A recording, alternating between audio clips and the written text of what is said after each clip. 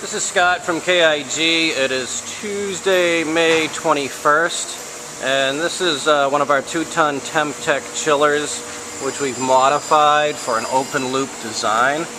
We're going to turn it on and then start showing you how some things work here. We just set the set point to 50 degrees Fahrenheit.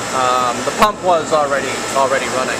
So basically what we've done here is we've, obviously you can see it's lifted up on a forklift to simulate an application for a customer.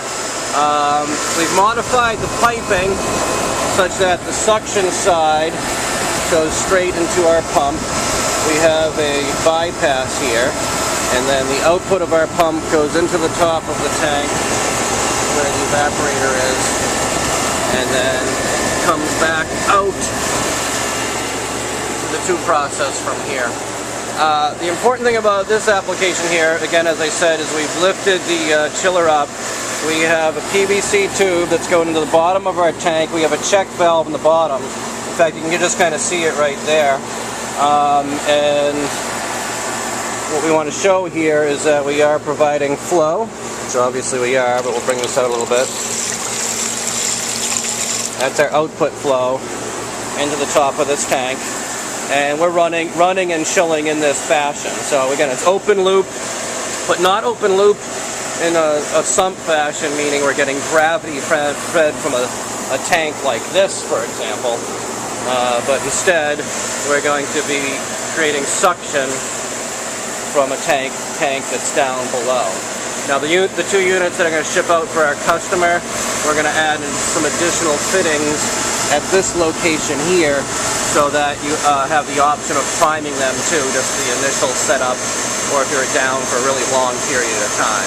Because if you are down for a real long period of time, the issue of leaking out a little bit would probably come into play, but nothing drastic. But as I said, we provide a valve there, or an opening to prime it.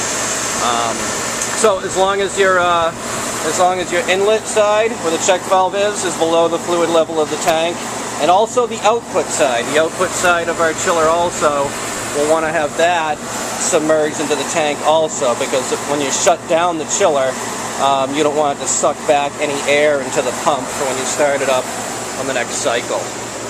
We'll just come over here and show that we're chilling. Yeah, we've already chilled it down to 56 degrees. So I'm not going to do a really long video, just this one video. We already know the chillers chill well, but we're just showing you that it operates fine. It's not going into any pump alarm or anything like that.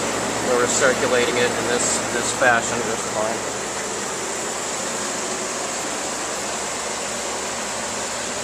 Again, this is Scott from KIG. Our website is kigsales.com.